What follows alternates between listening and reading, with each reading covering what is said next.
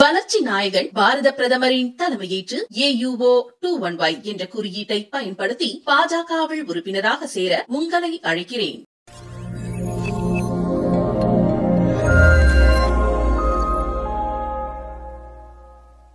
பாகிஸ்தான்காரனை போய் ஜெய் பஜ்ரங்கபலி நாங்க சொல்லி கட்டாயப்படுத்துறோமா? தீவிரவாதிகளை எதிர்த்து ஒரு சினிமா வருது. அந்த தீவிரவாதிகளை ஆதரிக்கக்கூடிய துணிச்சல் எங்கிருந்து வந்துச்சு? பேருக்கு பின்னால் காந்தியை வைத்துக் கொண்டு தேசத்துக்கு எதிராக பேசிக் கொண்டிருக்கக்கூடிய இந்த அயோக்கியர்களை முதல்ல தமிழகத்தில் இருக்கக்கூடிய தமிழக அரசு கைது செய்யணும். ஒருவேளை நீங்க ஆசைப்பட்ட மாதிரி தமிழ்நாடு தனிநாடாக இருந்திருந்தால் பெரியார் தான் இந்த நாட்டின் முதல் சுதந்திர போராட்ட வீரராக இருந்திருப்பார். திராவிட அரசியலால் தமிழகத்தில் தேசத்திற்கு ஆதரவாக, ராணுவத்திற்கு ஆதரவாக, ஜெய் பஜ்ரங்கபலிக்கு வார்த்தைகளுக்கு ஆதரவாக, RSS ஆதரவாக இவ்வளவு பெரிய எழுச்சி வந்ததை ஏற்றுக்கொள்ள முடியாமல் இந்த திராவிட முன்னேற்ற கழகத்துடைய அவங்க கட்டி வச்சிருக்க நாய்கள்ல ஒண்ண கலட்டி விட்டுருக்காங்க. அதுல ஒரு நாய் தான் திருமுருகன் காந்தி. ஜெய் பஜ்ரங்கபலிங்கிற வார்த்தையை நீங்க உங்களுக்கு இன்னைக்கு கசக்குதுன்னா, ஒரு 50 வருடங்களுக்கு முன்னால் வந்த திரைப்படங்கள்ல பாத்தீங்கன்னா வெற்றிவேல் வீரவேல்ங்கிறது தான் தமிழ்நாட்டில் இருக்கக்கூடிய மன்னர்களுடைய போர் புரிகிற முறையில இருந்துச்சு. இன்டர்நேஷனல் லெவல்ல இவங்க எங்க போய் விசாரிக்க சொல்லுவானுங்க? நம்ம வாங்கிட்டுங்கிற பிரியாணிக்கு ஏத்த மாதிரி பேசுறாங்கன்னா, ₹6 பேச சொன்னா ₹6 அவங்களே காசு கொடுத்து பேசணும் இஸ்லாமிய அமைப்புகளே பெருமைப்படுற அளவுக்கு பேசுவானுங்க. கல்வியை கொடுப்பவனும் ஒருவனாவே இருக்கிறான். இந்த இந்திய தண்டனை யார் என்ன குற்றம் செய்திருக்கிறார்களோ அந்த குற்றத்திற்கு தண்டனை கொடுக்கக்கூடிய IPCயை கொண்டு வந்தோன்னு மெக்காலே. தமிழ்நாட்டுல பாடநூல் கழக தலைவர் என்கிற ஒரு பதவி, பாடநூலை ஆய்வு செய்து அதை ஏற்றக்கூடிய ஒரு பதவியில கேவலம் லியோனி போன்றவர்களை அமர வச்சிருக்கானே.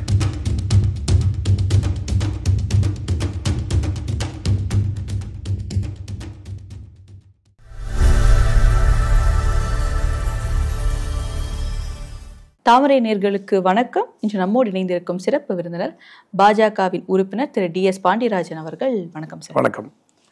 திருமுருகன் காந்தி அவர்கள் அமரன் திரைப்படம் வந்ததுக்கு அப்புறமா பல சர்ச்சையான கருத்துக்களை முன் வச்சிருக்காரு. அதாவது இஸ்லாமியர்கள் இந்த மாதிரியான ஒரு இதுல காட்டணுமா, இஸ்லாமியர்கள் எதுக்கு ஒரு நெகட்டிவ் சைடா காட்டணும் அப்படின்ற ஒரு கருத்தை முன் வச்சிருந்தாரு. அதுல ஒரு முக்கியமா சொல்ற ஒரு விஷயம் என்ன அப்படின்னா, நீங்க போருக்கு போகும்போது யாரு ஆர்மியில ஜெய் பஜ்ரங்கபலின்னு கத்துறா, எதுக்கு RSS உடைய சித்தாந்தத்தை திணிக்கிறீங்க அப்படின்னு. திருமுருகன் காந்திக்கு கடந்த 3.5 வருடங்களா இவங்கெல்லாம் எங்க போனாங்கன்னு தெரியல. இந்த போலி போராளிகள் எல்லோரும் திமுகவில் வளர்க்கப்பட்டு அந்த வீட்டு நாய் மாதிரி வளர்ந்துகிட்டு இருந்த குழந்தைங்க தான். கடந்த 3.5 வருடமாக தமிழகம் மிக அமைதி பூங்காவாக இருப்பது போல, தமிழ்நாட்டில் எந்த பிரச்சனையுமே இல்லாதது மாதிரியும் ரொம்ப நாடு நல்லா வளர்ச்சியாயிட்டு இருக்க கண்ணோட்டத்தில் இவனுங்கெல்லாம் கொஞ்சம் ஒளிஞ்சிருந்தானுங்க. இப்ப இந்த அமரன் திரைப்படத்தின் மூலமாக தமிழகம் எப்போதுமே தேசியவாதிகள் பக்கம்தான் நிற்பாங்க மக்கள் அப்படிங்கிறதுக்கு மிகப்பெரிய உதாரணமாக இந்த அமரன் திரைப்படத்துடைய வெற்றி இருக்கிறது. ஒரு சினிமாவாக தான் நம்ம பார்த்து கடந்து போறோம். நெடுங்காலமாகவே பார்த்தீங்கன்னா அர்ஜுனா இருக்கட்டும், விஜயகாந்தா இருக்கட்டும், அவர்களெல்லாம் சொன்ன கருத்துக்களை தாண்டிய கருத்துக்கள்லாம் ஒன்றும் அமரன்ல சொல்லப்படலை. எது உண்மையோ உண்மையான திரைப்படத்தை எடுத்திருக்கிறாங்க. இதுல ஜெய் பஜ்ரங்கபலி என்கிற வார்த்தை இங்க இருக்கக்கூடிய இஸ்லாமியர் மனதை சுடுது. அதனால இந்த படத்தை நீங்க தடுத்து நிறுத்துங்கன்னு சொல்றது, ஏன் நாட்டுல என்னுடைய ஹிந்து கலாச்சார பிரதமர் இருக்கிற பூமியில 150 கோடி மக்கள்ல 130 கோடி மக்கள் ஹிந்து பிராக்டிஸ் பண்ணக்கூடிய ஒரு பூமியில என்னுடைய மதத்தின் இருக்கக்கூடிய ஒரு வீர மொழியை சொல்வதில் எவனுக்காக நாங்க பயப்படணுங்கிறதா முதல் கேள்வி. இதற்கு பின்புலத்தில் RSS இருக்க வேண்டும் என்கிற அவசியம் அல்ல. நீங்க எங்கெல்லாம் தேசப்பற்று மிக்க கருத்துக்கள் வந்தாலும் அதுக்கு பின்னாடி RSS தான் இருக்குங்கிறத இந்த போலி போராளிகள் எல்லாரும் சொல்ல துவங்கி இருக்கிறாங்க. ஜெய் பஜ்ரங்கபலிங்கிற வார்த்தையை நீங்க உங்களுக்கு இன்னைக்கு கசக்குதுன்னா, ஒரு 50 வருடங்களுக்கு முன்னால் வந்த திரைப்படங்கள்ல பாத்தீங்கன்னா வெற்றிவேல் வீரவேல்ங்கிறது தான் தமிழ்நாட்டில் இருக்கக்கூடிய மன்னர்களுடைய போர் புரிகிற முறையில இருந்துச்சு. இது எங்களுடைய வார்த்தை, எங்களுடைய கடவுளை நாங்கள் நம்புகிறோம். பாகிஸ்தான்காரனை போய் ஜெய் பஜ்ரங்கபலி நாங்க சொல்லி கட்டாயப்படுத்துறோமா? நாங்கள் எதிர்ப்பது தீவிரவாதிகளை எதிர்த்து ஒரு சினிமா வருது. அந்த தீவிரவாதிகளை ஆதரிக்கக்கூடிய துணிச்சல் எங்கிருந்து வந்துச்சு? இங்க இருக்கக்கூடிய அப்பாவி இஸ்லாமியர்களை யாரும் எதிர்க்கல. இந்தியாவை நேசித்துக் கொண்டு இந்தியாவில் ஆதார் கார்டை வச்சிருக்கக்கூடிய நம்ம பக்ரிசாமி பேர பக்கர் முகமதுகள் நாங்கள் யாரும் எதிர்க்கல. அவங்க எல்லாம் இந்தியர்களாக நாங்கள் எல்லோரும் ஒன்றாகத்தான் பார்க்கிறோம். அவங்களுக்கு யாருக்கும் இந்த படம் எந்த நெருடலையும் தரல. யார் இந்த சினிமா நெருடலா இருக்குன்னா, எவனெல்லாம் தீவிரவாதத்தை ஆதரிக்கிறானோ, எவனெல்லாம் இந்தியாவிற்கு எதிராக இருக்க வேண்டும் நினைக்கிறானோ அவனுக்கு அது நெருடலா இருக்கு. கிட்டத்தட்ட இந்த படம் ரிலீஸ் பண்ணி 200-300 கோடி ரூபாய்க்கு மேல மிகப்பெரிய அளவுல படம் கொண்டு போய் சேர்ந்துருச்சு. படம் ரிலீஸ் ஆகி 10 நாள் ஆயிடுச்சு. இந்த பிரச்சனையை கொண்டு வர்றதுக்கே 10 நாள் கழிச்சுதான் இந்த நெருடலான விஷயங்களே உங்களுக்கு தெரியுது. இந்த போலி போராளிகளோட வேலை இது மாதிரி வெற்றி பெற்ற சினிமாக்களை தடுத்து நிறுத்துவதன் மூலமாக ஏதாவது ₹5 ₹10 எலும்பு துண்டு போடுறாங்க. இப்ப அண்ணா திராவிட முன்னேற்ற கழகமோ பிஜேபி கூட்டணி ஆட்சி இருந்துச்சுன்னா திமுகவுக்கு ஆதரவா போட்டு அவங்க எலும்பு துண்டு போட்டுக்கிட்டு இருந்தாங்க. இப்ப எலும்பு துண்டு போடுறது நிறுத்தி இருப்பாங்க இந்த 3 வருஷமா.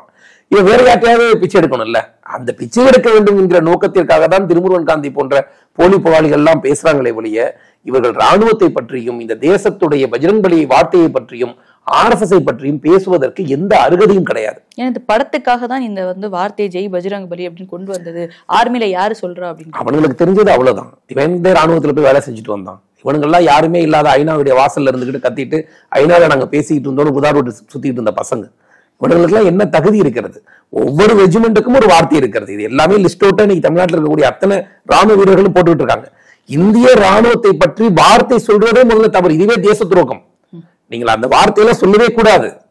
இவங்க இந்த வார்த்தையை நீங்க சொல்லுங்க, இந்த வார்த்தையை சொல்லாதீங்கன்னு சொல்லக்கூடிய தகுதி எல்லாம் திருமுருகன் காந்திக்கு கிடையவே கிடையாது. பேருக்கு பின்னால் காந்தியை வைத்துக் கொண்டு தேசத்துக்கு எதிராக பேசிக் கொண்டிருக்கக்கூடிய இந்த அயோக்கியர்களை முதல்ல தமிழகத்தில் இருக்கக்கூடிய தமிழக அரசு கைது செய்யணும். இந்த அயோக்கியர்களை இதெல்லாம் தேசத்திற்கு எதிராக 2 மதங்களுக்கு எதிராக ஊர் விளைக்கக்கூடிய வேலை. இது யார் செய்த வேலை? ஏதாவது இஸ்லாமிய இளைஞன் போய் சிவகார்த்திகேயன் படத்தை பார்த்துட்டு ஜெய் பஜ்ரங் பலின்னு சொல்ற வார்த்தை இது கடினமா நினைச்சாங்களா? எல்லா ரெஜிமெண்ட்டுக்கும் மெட்ராஸ் ரெஜிமெண்ட்டுக்கு ஒரு வார்த்தை இருக்குது. இந்த குழுவில் இருக்கக்கூடிய அதுக்குள்ள ரெஜிமெண்ட்டுக்கான ஒரு வார்த்தை இருக்குது. ஒவ்வொன்றுக்கும் ஒரு ஜெய் காளி ஓம் காளி சொல்றாங்க. ஒவ்வொரு விஷயத்துக்கும் ஒவ்வொன்று சொல்றாங்க. இது அந்தந்த ராணுவ படையை சார்ந்தவர்கள் தங்களுடைய தைரியத்திற்காக சொல்லக்கூடிய வார்த்தை. இந்த வார்த்தை இவங்களுக்கு கசக்குதுன்னா இவங்க இந்தியாவில இருக்கிறதுக்கு தகுதியற்றவர்கள். இவன் நாட்டை விட்டு வெளியே போகணும். வேற ஒண்ணு இங்க ஒண்ணு செய்யறதுக்கு அவசியம் இல்லை. இவங்களுக்கு பதில் சொல்ல வேண்டிய அவசியமும் கிடையாது. மேலும் என்னைக்கு போய் படம் கிட்டத்தட்ட ஒரு 8-9 நாள் அப்படியே ஸ்பீடா ரெண்டாயி ஸ்லோ ஆயிட்டு இருந்துச்சு. எப்ப இவனுங்க திருமுருகன் காந்தி இஸ்லாமிய தீவிரவாத இயக்கத்தின் ஆதரவு நிலையில் இருக்கக்கூடிய அமைப்புகள் எல்லாம் போய் கொடி ஆட்டினானோ தேட்டர் வாசல்ல, அப்பதான் தமிழ்நாட்டில் இருக்கக்கூடிய தேசத்திற்கு ஆதரவான மக்களுக்கு மத்தியில ஒரு எழுச்சி வருது. இப்ப இவனுங்க நிக்கிறாங்கன்னா தப்பாதான் இருக்கும். இப்ப திரும்பி 10 நாள் இந்த படத்தை ஓட்ட ஆரம்பிச்சிட்டானுங்க. இவர்களால் பொறுத்துக் கொள்ள முடியல. இந்த திராவிட அரசியலால் தமிழகத்தில் தேசத்திற்கு ஆதரவாக, ராணுவத்திற்கு ஆதரவாக, ஜெய் பஜ்ரங் பலிக்கு வார்த்தைகளுக்கு ஆதரவாக, RSS ஆதரவாக இவ்வளவு பெரிய எழுச்சி வந்ததை ஏற்றுக்கொள்ள முடியாமல் இந்த திராவிட முன்னேற்ற கழகத்துடைய அவங்க கட்டி வச்சிருக்க நாய்கள்ல ஒண்ண கலட்டி விட்டுருக்காங்க. அதுல ஒரு நாய் தான் திருமுருகன் காந்தி. இன்னும் அடுத்தடுத்த நாய்கள் கூட அடுத்தடுத்த வாரங்கள் கத்தும் பதில் சொல்லிக்கலாம். இன்னும் ஒரு விஷயம் அவர் சொல்றாரு, தீவிரவாதியை அவர் அடிக்கிறாரு, அவர் டிஃபென்ஸ்லெஸ்ஸா இருக்கும்போது எப்படி சுடலாம். இப்ப இயக்குனர் காட்டின மாதிரியே உண்மையில மேஜர் வரதராஜன் அவர்கள் இந்த மாதிரி சுட்டிருக்காரு, முகுந்தவர்கள் சுட்டிருக்காருன்னா அது ஒரு வார் கிரைம். சோ அவர் மேல இதுதான் எடுக்கணும், இன்டர்நேஷனல் லெவல்ல அதை நீங்க விசாரிக்கணும் அப்படின்னு சொல்லி. இன்டர்நேஷனல் லெவல்ல இவங்க எங்க போய் விசாரிக்க சொல்லுவாடுங்க? நம்ம வாங்கி திங்கிற பிரியாணிக்கு ஏத்த மாதிரி பேசுறாங்கன்னா ₹6 பேச சொன்னா ₹6 அவனுங்களே காசு கொடுத்து பேசணும். இஸ்லாமிய அமைப்புகளே பெருமைப்படுற அளவுக்கு பேசுவானுங்க. ஆக்சுவலா அங்க காட்டு கொண்டிருந்த தீவிரவாதிகள் யாரும் பள்ளிவாசலுக்கு பக்கத்துல சாயங்காலம் பக்ரீத் கஞ்சி கொடுத்தவங்க யாரும் கிடையாது. எல்லோரும் காஷ்மீரில் இருக்கக்கூடிய பொதுமக்கள் மீது பஸ்ல குண்டு வச்சவன், குழந்தைகள் மீது குண்டு வச்சவன், கல்லூரி நிலையங்கள்ல குண்டு வச்சவன், அப்படி காட்டப்படக்கூடிய தீவிரவாதியை தான் சுட்டுக் கொல்லப்படுவதாக காட்டப்படுகிறது. சோ என்னுடைய மக்களை காஷ்மீரில் இருக்கக்கூடிய அந்த காஷ்மீர்ல பெரும்பான்மையாக இறக்கப்பட்டவங்க யாரு? இந்துக்களா? இந்த இஸ்லாமிய தீவிரவாதிகளால, பாகிஸ்தான் ஆதரவு தீவிரவாதிகளால? எல்லாருமே இஸ்லாமியர்கள் தானே. இவன் நியாயமான இஸ்லாமிய ஆதரவாளனாக இருந்திருந்தால் இவன் காஷ்மீரில் பாதிக்கப்பட்ட இஸ்லாமியர்களுக்கு ஆதரவாக பணம் எடுத்ததை பாராட்டி இருக்கணும். ஏன்னா காஷ்மீர்ல போய் இங்க இருக்கக்கூடிய ஹிந்தி அமைப்பு பெரும்பான்மையாக பாதிக்கப்படுவது இல்லை. அந்த குறிப்பிட்ட இடத்துல அந்த போர் நடக்கக்கூடிய இடமாக எப்போதுமே அபாயத்தில் இருக்கக்கூடிய பகுதிகளில் பெரும்பான்மை பகுதி இஸ்லாமியர் தான் இருக்கிறாங்க. ஏன் நாட்டு இஸ்லாமியனுடைய பச்சை குழந்தை மேல குண்டு வீசுற அயோக்கிய பாகிஸ்தான் அயோக்கியனை நாங்க பிடிச்சி கவர்மெண்ட் ஒப்படைச்சிட்டு இருக்கணுமா? அதுக்குதான் இந்திய ராணுவம் இருக்குதா? இது ஒவ்வொரு இஸ்லாமியனும் பெருமைப்படக்கூடிய தருணம். இந்திய ராணுவம் இந்த அளவுக்கு வேகமாக இருக்குன்னு. இதே இந்த கதைகள் பாத்தீங்கன்னா நிறைய விஷயங்கள் காங்கிரஸ் கவர்மெண்ட்ல இருக்கிற மாதிரியான கதைகள் எல்லாம் நடந்திருக்கு. இதே விஷயம் இன்னைக்கு பிஜேபி கவர்மெண்ட்ல நடக்கிற மாதிரி இருந்துச்சுன்னா அங்க இருக்கக்கூடிய முகூர்த்தங்கள் இருந்தாலும் சரி, யாராக இருந்தாலும் சரி, மேல போய் நீங்க கேட்டுட்டு செய்யணும் சொல்லணுங்கிற அவசியம் எல்லாம் கிடையாது. இன்னைக்கு இந்திய ராணுவத்தினுடைய கை விலங்குகள் திறக்கப்பட்டிருக்கு. காங்கிரஸ் இருக்கும் போதுதான் பாகிஸ்தான்ல இருந்து ஒரு தீவிரவாதி வந்தான்னா புடிச்சு கொஞ்சம் கொண்டு போய் ஜெயில அடைக்கக்கூடிய கட்டாயம் இருந்துச்சு. இன்னைக்கு பாரத பிரதமர் நரேந்திர மோடியாக இருந்தாலும் சரி, பாதுகாப்புத்துறை அமைச்சராக இருந்தாலும் சரி, இந்திய ராணுவத்தை இந்தியாவிற்கு எதிராக எவன் வந்தாலும் நம்ம மக்களை யாரு பாதிச்சாலும் சுட்டுக் கொள்ளக்கூடிய அதிகாரத்தை இந்திய ராணுவம் வழங்கிடுச்சு. அதனாலதான் இன்னைக்கு பயந்து பாகிஸ்தான் தீவிரவாதி இருக்கிறான். இல்லைன்னா இந்தியா முழுவதும் 10 வருஷத்துக்கு இந்த 14 ஆண்டுகள்ல இந்த ஆட்சி துவங்கிய நாளிலிருந்து எங்கும் பெரிய குண்டுவெடிப்புகள் இல்லை. இதுக்கு முன்னாடி எத்தனையோ குண்டுவெடிப்புகள் நம்ம கேள்விப்பட்டிருக்கோம். எத்தனையோ தீவிரவாதிகள் உள்ள புகுந்து நம்ம கேள்விப்பட்டிருக்கோம். காரணம் என்னவென்றால் இந்திய ராணுவம் இந்திய ராணுவமாக இருக்கிறது. அது எந்த அரசியலமைப்பின் பின்னாலே இருந்துகிட்டு எந்த கட்சியும் இயக்கக்கூடிய ராணுவமாக இல்லை. காங்கிரஸ் இருக்கிற காலத்துல இவங்களுடைய நோக்கத்திற்கு ஏற்ற மாதிரி அங்க இருக்கக்கூடிய தளபதிகளுக்கு இவங்க வந்து தகவல் கொடுத்துட்டு இருப்பாங்க. நீங்க சுடுங்க, சுடாதீங்க, இப்ப நீங்க சுடக்கூடாது, நாங்க பேசிக்கிட்டு இருக்கோம். இந்த வேலையெல்லாம் காங்கிரஸ் செய்து கொண்டிருந்தது. இதில் உண்மையை சொல்ல போனால் இந்த இந்திய ராணுவ வீரர்களை பற்றி ஒரு உண்மை என்னன்னா, அந்த காலத்துல எல்லாம் போய் ஒரு காங்கிரஸ் பீரியட்ல எல்லாம் ராணுவ வீரர்கள் இறந்து போனாங்கன்னா, இறந்து போனவங்கள அந்த இடத்திலேயே புதைச்சிட்டு வந்துருவாங்களாம். பாடி எல்லாம் மக்களுக்கு வந்து சேராது, அந்த வீட்டுக்கு வந்து சேராது. நரேந்திர மோடி ஐயா பொறுப்பேற்றதுக்கு பிறகுதான் ராணுவ வீரர்களுடைய உடல் அங்கே நாட்டுக்காக இறக்கப்பட்டிருந்தாங்கன்னா அவங்களுடைய உடலை கொண்டு வந்து தனி ஹெலிகாப்டர் மூலமாகவோ பிளைட் மூலமா வீட்டுல கொண்டாந்து சேர்க்கக்கூடிய அம்மா அப்பாவுக்கோ பிள்ளைக்கோ கிடைக்கிறதுக்கு காரணமா இருந்ததே மோடி அரசாங்கம் தான், பிஜேபி அரசாங்கம் தான். இவ்வளவு சுதந்திரத்தை பிஜேபி அரசாங்கம் கொடுத்திருக்கிறது. காஷ்மீரில் இருக்கக்கூடிய ஒவ்வொரு இந்திய இஸ்லாமியனும் பாதுகாக்கப்படுறாங்க. இதற்கு பெருமைப்பட்டு பேச வேண்டுமே தவிர, இந்த அயோக்கியர்கள் என் மக்கள் மீது குண்டு வச்சவனுக்கு ஆதரவா பேசுறானா, இந்த அயோக்கியங்கள்லாம் பேசுவது சரியா தவறான்னு நீங்களே யோசிச்சுக்க. தற்போது ஒமர் அப்துல்லா அவர்கள் காஷ்மீர்ல பதவி ஏற்றுட்டாரு. ஆர்டிகல் 370 ரிமூவ் பண்ணப்பட்டது. ஆனா தற்போது இவருடைய அரசு வந்ததுக்கு அப்புறம் திரும்பவும் தனி மாநில அந்தஸ்து வேணும் அப்படின்னு கேட்டிருக்காங்க. நேத்து பாக்குறோம் கிறிஸ்துவர்ல வந்து மறுபடியும் வந்து ஒரு கலவரம் ஏற்படுது. அதுலயும் ஒரு ராணுவ வீரர் வந்து ஹிமாச்சலை சார்ந்தவர் வந்து உயிரிழக்கிறாரு அப்படின்றது. ஸோ திரும்பவும் மாநில அந்தஸ்து வேணும்ன்றதை மோடி அவர்கள் ஏத்துக்க முடியாது அப்படின்னு சொல்றாங்க. ஸோ இப்போ ஒமர் அப்துல்லா அவர்கள் கையில அந்த காஷ்மீர் போனதுக்கு அப்புறம் திரும்பவும் பல தீவிரவாத பிரச்சனைகள் நடக்குது அப்படின்னு இதுல மோடி அவர்கள் என்ன நடவடிக்கை எடுக்க போறாங்க? இல்ல, யதார்த்தமாக என்னன்னா, இதற்கு முன்னாள் வரைக்கும் ராணுவத்துடைய முழுமையான கட்டுப்பாடுகள் தான் நம்ம காஷ்மீர் இருந்தது. முழுக்க எதுவாக இருந்தாலும் ராணுவ வீரர்களுடைய கட்டுப்பாடும் மோடி ஐயாவுடைய நேரடியான கண்ட்ரோல்ல இருந்துச்சு. ஆனால் இந்தியா ஒரு ஜனநாயக நாடு. நாம் எல்லாவற்றையும் சகித்துக் கொள்ள வேண்டிய ஒரு நாடாகத்தான் இருக்கிறோம். நம்மளுடைய அரசியலமைப்பு சட்டம் அவ்வளவுதான் இருக்குது. அப்ப அங்க தேர்தல் நடத்த வேண்டிய கட்டாயம் இருக்கிறது. நாம அங்க வந்து எந்த விதமான தீவிரவாத தாக்குதல் இல்லாமல் தேர்தல் நடத்தி பெரும்பான்மையான இஸ்லாமியர்களை, ஏன்னா அவங்க எல்லாம் வந்து மாநில அந்தஸ்து இல்லாமல் 370 ஆர்டிகல் நீக்கத்துக்கு பிறகு காஷ்மீர்ல இருக்கக்கூடிய மக்கள் எல்லாம் நாட்டுக்கு எதிராக இருக்கிறார்கள், மோடி ஐயாவுக்கு எதிராக இருக்கிறார்கள், பிஜேபி செய்தது தவறு என்று தமிழ்நாட்டில் இருக்கக்கூடிய மீடியாக்கள் எல்லாம் சொல்லிட்டு இருந்தாங்க.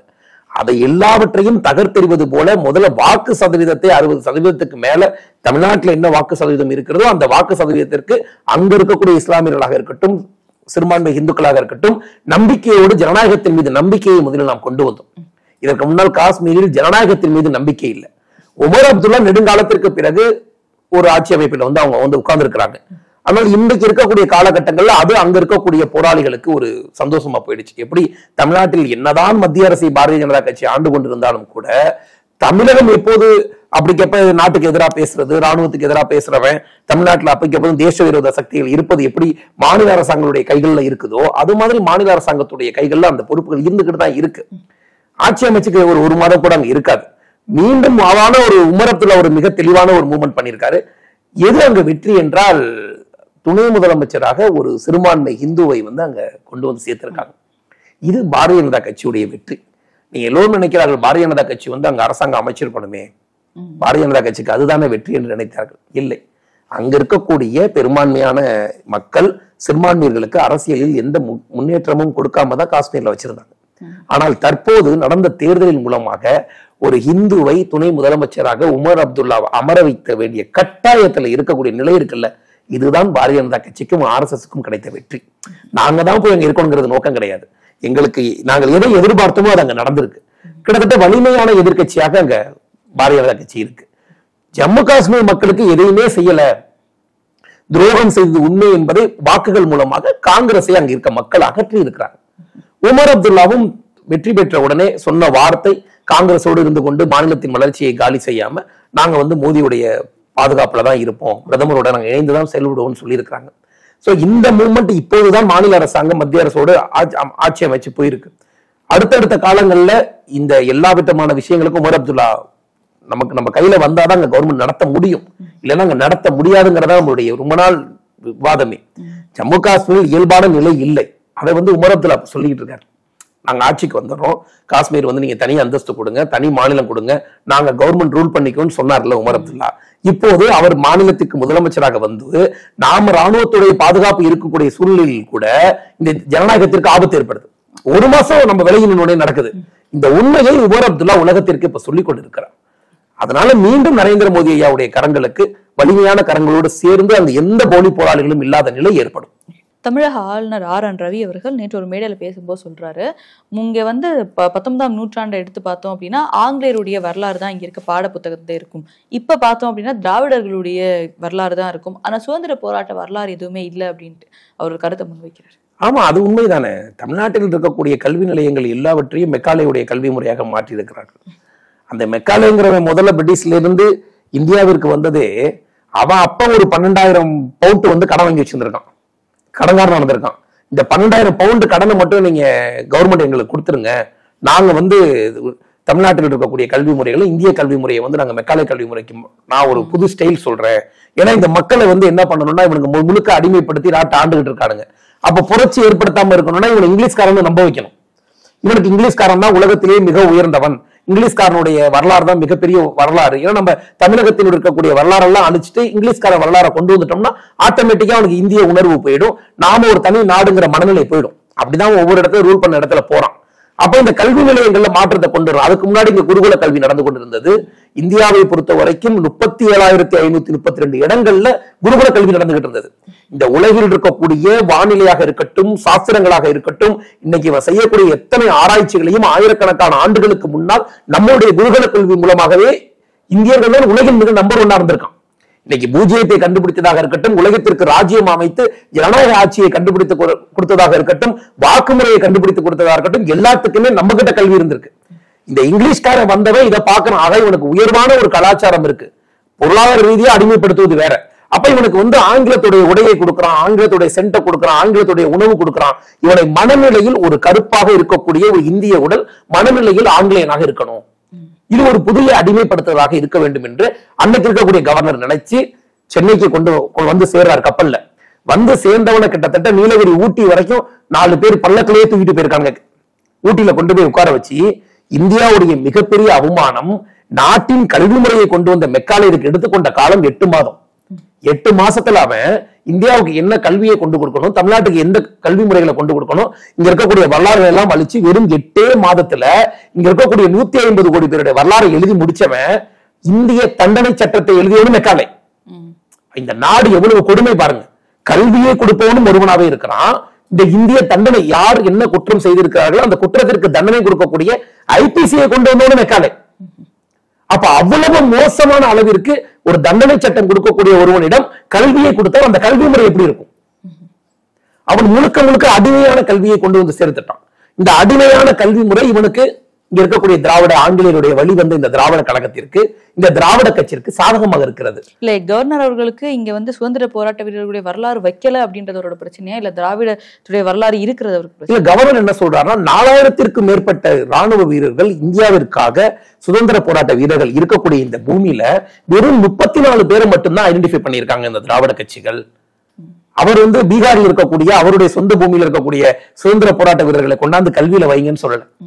அவர் என்ன சொல்றாரு, நம் பூமியில நம் மண்ணில் இருந்த உண்மையாக தேசத்துக்கு உழைத்த 4000 சுதந்திர போராட்ட வீரர்களை இவனுக்கு மறைக்கிறானுங்க. ஏனென்றால் நாம இன்னும் கொஞ்சம் அசந்து இருந்தோம்னா இவனுக்கு சுதந்திரம் வாங்கி கொடுத்ததே பெரியார் தான், கலைஞர் தான் வந்து இந்திய சட்டத்தை எழுதுறாருலாம் இவங்க சொல்லியிருப்பானுங்க. அந்த கல்வி முறை இன்னும் கொஞ்சம் கல்வியும் உலகத்துல இணையதளமும் இல்லாம போயிருந்துச்சுன்னா, ஒருவேளை நீங்க ஆசைப்பட்ட மாதிரி தமிழ்நாடு தனிநாடாக இருந்திருந்தால் பெரியார் தான் இந்த நாட்டின் முதல் சுதந்திர போராட்ட வீரராக இருந்திருப்பார். வாவுசியோ, இங்க இருக்கக்கூடிய பசுமன் தேவரோ, சுதந்திர போஸ் அவர்களோ யாருமே வரலாற்றுல இருந்திருக்க மாட்டாங்க. மகாத்மாவே கொண்டாந்து சேர்த்திருப்பாங்க. அந்த அளவிற்கு கல்வியில கொண்டாந்து திருப்பி கொண்டாந்து சேர்த்திருக்கானுங்க. அதே முறையை இங்க இருக்கக்கூடிய திராவிட கட்சி பண்ணுது. தமிழ்நாட்டுல பாடநூல் கழக தலைவர் என்கிற ஒரு பதவி, பாடநூலை ஆய்வு செய்து அதை ஏற்றக்கூடிய ஒரு பதவியில கேவலம் லியோனி போன்றவர்களை அமர வச்சிருக்கானே, இதற்கு மேல தமிழ்நாடு கல்வி முறைக்கு ஒரு சான்று இருக்கிறதா? எவ்வளவு கீழ்த்தரமான ஒரு விஷயம். நாம் எந்த அளவிற்கு யோசிக்கிறோம் என்றால், தேசிய கல்விக் கொள்கையை ஏன் எதிர்த்துக்கிட்டே இருக்கிறான்னா, இந்தியாவினுடைய பூர்வீக வரலாறை இந்த மக்கள் தெரிஞ்சுக்க கூடாது. தாய்மொழி கல்வியை கட்டாயமாக்கிறது தேசிய கல்விக் கொள்கை. இவன் தாய்மொழியை கட்டாயமாக்கிக்கிட்டா இவன் வச்சிருக்கக்கூடிய இங்கிலீஷ் பள்ளிக்கூடம் எல்லாம் ஓடாது. தாய்மொழி கட்டாயமா இருக்கக்கூடாது. 3வது விருப்ப மொழியாக நீங்கள் எதை வேண்டுமானாலும் பேசுங்கள். சமஸ்கிருதத்தை படிங்க, உருது படிங்க, ஹிந்தி படிங்க, எதை வேணாலும் படிங்க. கேட்டா அவங்க சொல்றாங்க, ஒரு அருமையான வார்த்தை உதயநிதி சொல்வார், ஹிந்தி வந்து நாங்க வந்து திரிப்புக்கு தான் யதார்த்தமா இருக்கோம், ஹிந்திக்கு எதிரா இல்ல. ஏண்டா ஏழை ஒரு பச்சை குழந்தை காலை சாப்பிடணும்னா அதுவா போய் தட்டுல போட்டு சாப்பிடுமா? நீங்கள் அரசு அலுவலகங்கள் ஹிந்தி வேண்டாம் என்று சொல்லுங்கள், நியாயம். நான் ஒரு தமிழனாக ஏற்றுக்கொள்கிறேன். ஒரு பச்சை குழந்தைக்கு எதை கொடுக்க வேண்டும் என்பது தாயுடைய பொறுப்பு. ஒரு பச்சை குழந்தை, ஒரு சின்ன கை குழந்தைக்கு என்ன உணவு கொடுத்தா இந்த குழந்தை நன்றாக வளரும் என்பதை ஆராய்ந்து செய்ய வேண்டியது அம்மாவுடைய பொறுப்பு. குழந்தையே போய் என்ன பிரியாணி செஞ்சு சாப்பிடுமா? அப்போ ஒரு குழந்தைக்கு என்ன மொழி தேவை? மூன்றாவது ஒரு மொழி இந்த தேசத்தில் கூட அதிகபட்ச மக்கள் வாழக்கூடிய மொழியாக இருக்கிறது. தமிழர்களுக்கு எல்லோரையும் விட அறிவு இருக்கிறது. நாம் ஹிந்தியை கொண்ட பேச தெரிந்து கொண்டாலோ, எழுத தெரிந்து கொண்டாலோ, படிக்க தெரிந்து கொண்டாலோ அதன் மூலமாக தமிழக வளர்ச்சிக்கு அது பயன்படும். அதுதான் உண்மை. அதில் எந்த மாற்று கருத்தும் கிடையாது. நீங்கள் ஹிந்தி படித்தாதான் அறிவாளியா இருக்க முடியும் என்கிற கருத்துக்கு நானும் எதிரிதான். தமிழை விட உலகை ஆள்வதற்கு அதிகார மொழி ஒன்று உயர்ந்ததாக இருப்பதாக நான் நினைக்கவில்லை, நான் நம்புகிறேன். ஆனால் இந்த அடிப்படை மொழியும் கொஞ்சம் தெரிஞ்சிருந்தா இன்னைக்கு இந்தியா முழுவதும் இருக்கக்கூடிய அத்தனை தொழில்களிலும் நாம் இருந்திருப்போம்ல, இந்தியா முழுவதும் இருக்கக்கூடிய அத்தனை வாய்ப்புகளிலும் நம்ம இருந்திருப்போம்ல. விசா வாங்கி செல்ல முடியாத இவ்வளவு பெரிய பரப்பு தேசம் இருக்கிறது. நீங்க எங்கேயும் விசா வாங்கிட்டு போக வேணாம். நீங்க ஐரோப்பா கண்ட்ரிஸ் எடுத்துக்கிட்டீங்கன்னா 50 கிலோமீட்டர் தாண்டு போனீங்கன்னா இன்னொரு நாட்டுக்கு விசா வாங்கணும். இந்த நாடு வேற, அந்த நாடு வேற. நீங்க 4000 கிலோமீட்டர் செல்லக்கூடிய காஷ்மீராக இருந்தாலும் விசா வாங்காம செல்லக்கூடிய ஒரு மிகப்பெரிய வாய்ப்பு இருக்கக்கூடிய ஒரு பூமி. 8 கோடி பேருக்கும் 8 லட்சம் வாய்ப்புகள் இருக்கு. எத்தனையோ கோடிக்கணக்கான வாய்ப்புகள் இருக்கு. அதுக்கு நீ ஒரு பெரும்பான்மை மக்கள் கத்து வச்சிருக்க ஒரு மொழியை கத்துக்கடா, அதை படிச்சா என்னடா கெட்டு போகுதுன்னா அதை எதிர்த்து கொண்டு நிக்கிறீங்க நீங்க. இதுதான் யதார்த்தம். இவர்கள் செய்வதெல்லாம் கல்வியின் மூலமாக பிரிட்டிஷ்காரன் எப்படி அடிமையாக வைத்திருந்தானோ அதே போல கல்வியின் மூலமாக தமிழர்களை அடிமையாக வைத்திருப்பதுதான் திராவிட முன்னேற்ற கழகமும் திராவிட கழகமும் செய்யக்கூடிய வேலை. இதை எதிர்த்து நிற்கிறார் கவர்னர். உண்மையின் பின்னால் இருக்கிறார், சத்தியத்தின் பின்னால் இருக்கிறார். தமிழர்களே, நீங்கள் தயவு செய்து இந்த உண்மையை புரிந்து கொள்ளுங்கள். உங்களிடம் இருக்கக்கூடிய எத்தனை வரலாறுகளையும் நீங்க புதைச்சி வச்சிருக்கானுங்க. அதை பேச வேண்டிய அவசியம் கவர்னருக்கு கிடையாது. ஒரு கவர்னர் நண்பர் வந்தாருன்னா காஸ்ட்லியா ராஜ்பவன்ல இருந்துகிட்டு, ஏதாவது கல்வி நிலையங்கள்ல போய் இருந்துகிட்டு, எங்கேயாவது ஒரு இடத்துல பட்டமளிப்பு விழால கலந்துகிட்டு, இவங்க கொடுக்கக்கூடிய துணைவேந்தர்களுக்கு எல்லாம் கையெழுத்து போட்டுக்கிட்டு வாங்கிட்டு போகலாம். அந்த நோக்கத்திற்கான கவர்னர் இவர் கிடையாது. இவர் தமிழகத்தின் கலாச்சாரத்தின் மீது காதல் கொண்டவர். இன்னைக்கு ஸ்டாலினை நன்று தமிழ் பேசக்கூடிய கவர்னராக நமக்கு கிடைத்திருக்கிறார். தமிழராக பிறந்து தமிழ் பேச தெரியாத ஸ்டாலின் முதல்வராக இருக்கிறார் தமிழ் மண்ணில். பீகாரியாக இருந்து ஹிந்தியை தாய்மொழியாக கொண்டவர். அவர் தமிழ்ல பேசி வேஷ்டி சட்டை கட்டிக்கிட்டு இன்னைக்கு ஒவ்வொரு ஊருக்கும் போயிட்டு இருக்கார். அவர் கொண்டாடப்பட வேண்டியவர் இல்லையா?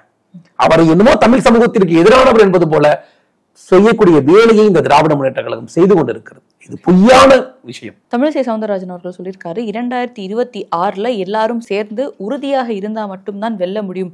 உதிரியாக இருந்தா அது திமுகவுக்கு ஒரு வாய்ப்பளிக்கும் விதமாக இருக்கும் அப்படின்னு. அந்த உதிரியாக இருக்கிறது அப்படின்ற அவங்க யார சொல்றாங்க? அதிமுக பாஜக கூட கூட்டணி வரணும் அப்படின்னு மறைமுகமா அழைக்கிறாங்க. இல்ல, அவர்கள் சொல்வது அண்ணா திமுக கூட உதிரியாக இருக்கிறது. அந்த கவலையில கூட தமிழிசை சொல்லியிருக்கலாம். அவர் நீண்ட காலம் அரசியல் தெரிந்தவர், யதார்த்தமும் தெரிந்தவர். நீங்க பாத்தீங்கன்னா இன்னைக்கு திமுக எந்த ஒற்றை அந்த கூட்டணியை எப்படி கனெக்ட் பண்ணி வச்சிருக்குன்னா, பாரதிய ஜனதா கட்சி உள்ள வந்துடும், பிஜேபி உள்ள வந்துடும், நான் இல்லைன்னா பிஜேபி உள்ள வந்துடும் பாத்துக்கோங்க. அதன் அடிப்படையில காங்கிரஸையும் விசிகாவையும் கம்யூனிஸ்டுகளுக்கும் ஏதோ கொஞ்சம் கொஞ்சம் கொடுத்து தன்னுடைய கூட்டணியை கட்டமைப்பாக வைத்திருக்கிறது. செய்வது தவறாக இருந்தாலும் கூட ஒரு திமுகவிற்கு கூட்டணியை கட்டமைக்கக்கூடிய திறனுள்ள தலைவராக ஸ்டாலின் இருக்கிறார். அதில் மாற்றுக்கிறது கிடையாது. தன்னுடைய சொந்த கட்சியை கூட கட்டமைக்க முடியாத தலைவராக எடப்பாடி மக்களுக்கு தெரிகிறார். அதற்காக தான் தமிழிசை சொல்கிறார், நம்மளுடைய நோக்கம் எல்லோருக்கும் ஒன்றுதான். எதிரி யார் என்பதை பொறுத்துதான் அரசியலுடைய பாதை. இன்னைக்கு இருக்கக்கூடிய தமிழக அரசியல் எதிரியாக திமுகவுடைய கூட்டணியை நாம் பார்க்கிறோம். அதில் அதிமுகவுக்கும் ஒரே கொள்கை தான். அதிமுகவை விட ஒருபடி மேலே பாரதிய ஜனதா கட்சிக்கு அந்த கொள்கையில் நாம் உறுதியாக இருக்கிறோம். புதிதாக வந்த நடிகர்களும் திமுகவை எதிர்க்க வேண்டும் என்கிற கொள்கையில் இருக்கிறார்கள். சீமானும் அதே கொள்கையில் இருக்கிறார். அப்ப எல்லாருக்கும் கொள்கை ஒன்றுதான், திமுக ஆட்சியில் இருக்கக்கூடாது. ஏன் திமுக ஆட்சியில் இருக்கக்கூடாது என்பதில் நாம் இவ்வளவு உறுதியாக நிற்கிறோம் என்றால், தமிழகத்துடைய கலாச்சாரத்திற்கு ஆபத்தான ஒரு கட்சியாக திமுக இருக்கிறது. அது ஊழல் செய்யக்கூடிய கட்சியாக, வாரிசு அரசியல் மட்டும் செய்யக்கூடிய ஒரு கட்சியாக இருந்தால் இந்த அளவிற்கு அதை எதிர்த்து நிற்க வேண்டிய கட்டாயம் யாருக்கும் இல்லை. இது தமிழ் கலாச்சாரத்திற்கும் தமிழுடைய வாழ்வியலுக்கும் எதிரான இயக்கமாக, ஒரு பொய்யான கட்டுக்கதைகளை மட்டுமே தமிழர்களுடைய பரப்பக்கூடிய விஷம பிரச்சார இயக்கமாக திமுக இருக்கிறது. அவருடைய கூட்டணி கட்சிகளும் இருக்கிறது. எல்லா வரலாறையும் மாற்றி போட வேண்டும். எப்படி பிரிட்டிஷ்காரன் ஒரு பொய்யை கட்டவிழ்த்து நாட்டை ஆண்டானோ அது போல ஒரு செட்டப்ல இருக்கிறாங்க திமுக. அதை எதிர்த்து நாம் எல்லோரும் தனித்தனியாக நிற்பதால் திமுக லாபம் அடைகிறது. அதில் மாற்று கருத்து இல்லை. ஒருவேளை அண்ணா திராவிட முன்னேற்ற கழகம் பாரதிய ஜனதா கட்சியோடு கூட்டணியில் இருந்திருந்தால் இந்த 39 தொகுதியில கிட்டத்தட்ட 30 தொகுதி ஜெயித்திருக்கலாம். வாய்ப்பு இருக்கிறது. ஏன்னா மக்கள் எல்லோரும் எதிரி யார் என்றுதான் பார்க்கிறார்கள். மாற்று கருத்தே கிடையாது. எடப்பாடி என்பவர் தன்னுடைய சொந்த கட்சியையே ஒற்றுமை செய்ய முடியாத நிலையில் இருக்கிறார். அவருக்கு யதார்த்தம் புரிகிறது. கூட்டணியை நம்ம யாரோட வேணாலும் இணைந்து பண்ணிக்கலாம் அப்படிங்கிற யதார்த்தத்தோட தான் இன்னைக்கு மதுரையில பேசுறாரு.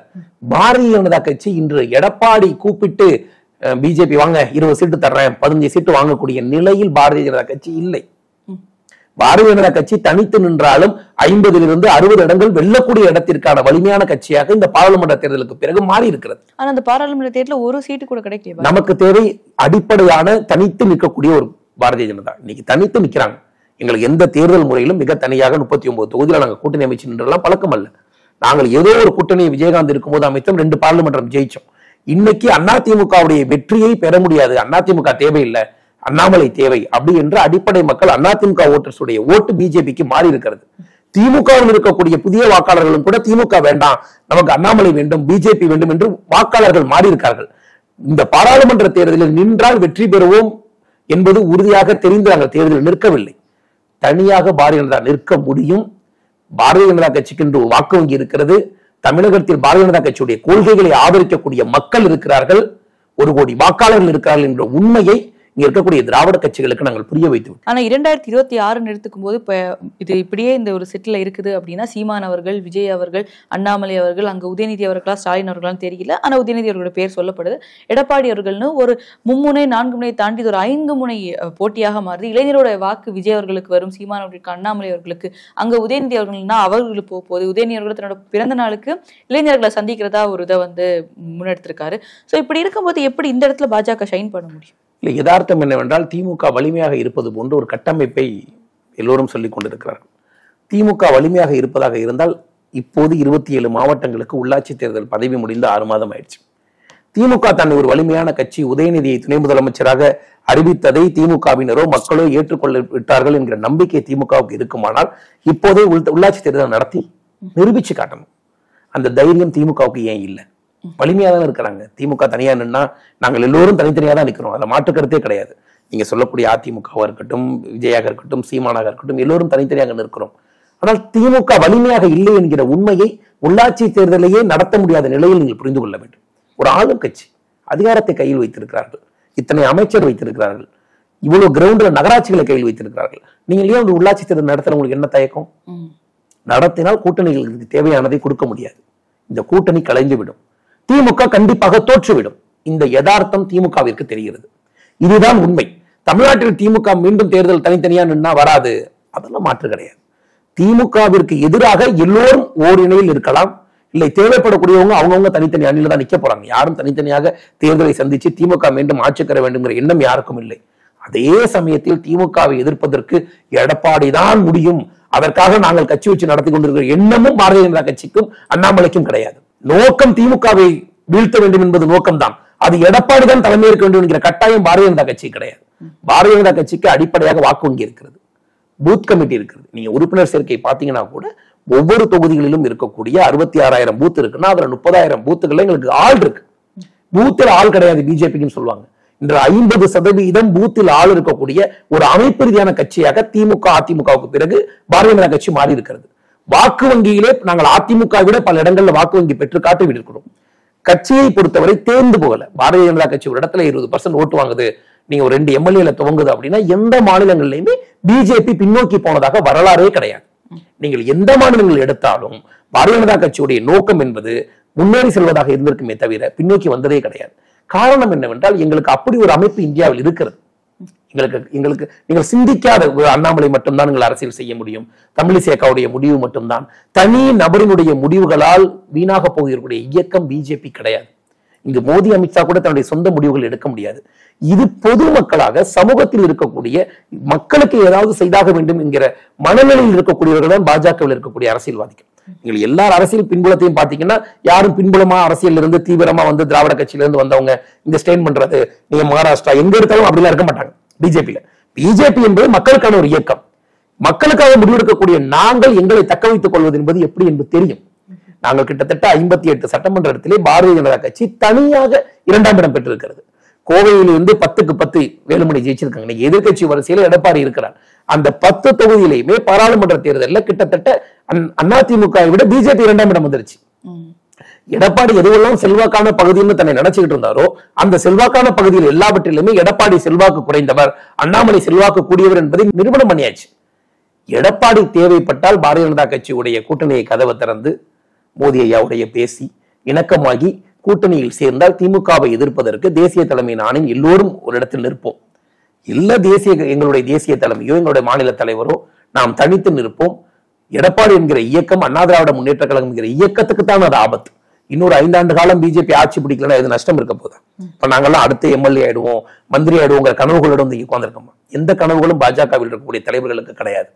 தமிழகத்தில் ஒரு நிலையான அரசியல் மாற்றம் ஏற்பட வேண்டும். பாரதிய ஜனதா கட்சியுடைய வெற்றியாக அன்னைக்கு கூட சீமான் ஒரு வார்த்தை சொன்னார், நேத்தோ முந்தானாலும். நீ என்ன தெலுங்குக்கு ஆதரவாக இருக்கிற? கர்நாடகாவில் வந்து அண்ணாமலை வந்து கர்நாடகால தான் நீ சிங்கமா இருந்த, நீ கர்நாடகத்தில் மாநில தலைவராக இருக்க வேண்டியதானே, உன்னால இருக்க முடியுமா அப்படிங்கிற ஒரு கேள்வியை அவர் முன் வச்சார். நான் கேட்கிறேன், மிஸ்டர் சீமான் அவர்களுக்கு இந்திய அரசியல் தெரிகிறதா இல்லையா என்பது நமக்கு புரியல. அவருடைய அறியாமையை நினைக்கிறேன். தமிழ்நாட்டிலே இருந்து கொண்டு நீங்கள் வந்து மற்ற மாநிலத்துக்கு தலைவராக முடியாது என்று சொல்லக்கூடிய சீமான் பொது தொகுதியிலே ஒரு சாதாரண எஸ்சி தொகுதியை வேட்பாளரை நிறுத்துவதற்கு துப்பு இல்லாத இந்த சமூக நீதி பேசிக் கொண்டிருக்கக்கூடிய இந்த திராவிட கட்சிகள் இருக்கக்கூடிய பூமியில ஒரு தாழ்த்தப்பட்டவராக அறியப்படக்கூடிய முருகன் ஐயா அவர்களை மத்திய பிரதேசத்துடைய 35 சட்டமன்ற உறுப்பினர்களால் தேர்வு செய்யப்பட்ட பாராளுமன்ற உறுப்பினராக இந்த நாட்டின் மத்திய இணையமைச்சர் பதவியில் அமர வச்சு அழகு பார்த்திருக்கு. இதை விட தேசிய சிந்தனையில் எதை சாதிக்க வேண்டும்? அதுதானே கேள்வி, அதுதானே வெற்றி. உன்னால செய்ய முடியுதா? உன்னால உங்க அண்ணன் பேசுறீல்ல, விடுதலை சிறுத்தை திருமாவளவன் எங்கள் அண்ணன் பேசுறீல்ல, உங்க நொண்ணனை சொல்ல எங்களுக்கு 2 பொது தொகுதி தாங்கன்னு கேட்டு வாங்க சொல்ல தருவாங்களா? அதை வாங்குவதற்கும் நொண்ணன்ட்ட பேசுறதுக்கும் உனக்கு துப்பு இல்ல. நீ திராவிடம் பேசுற, தமிழ் தேசியம் பேசுற. ஆனா தமிழ்நாட்டில் பிறந்த ஒருவர் கடைக்கோடியிலே நீங்க தாழ்த்தப்பட்டவர் என்று பறைசாற்றிய ஒரு மனிதரை கொண்டு போய் மத்திய பிரதேசத்தில் இன்னைக்கு பாராளுமன்ற உறுப்பினராக்கி மந்திரியாக்கி இருக்காங்க. அது வெற்றி இல்லையா? அதுதானே தேசிய கட்சியோட வெற்றி. இது கூட தெரியாத அளவிற்கு தமிழ்நாட்டில் அரசியல்வாதிகள் இருப்பதுதான் பெரிய வேதனையா இருக்கு. எங்களோட இணைந்து பல்வேறு கருத்துக்களை பயந்தமைக்கு ரொம்ப நன்றி.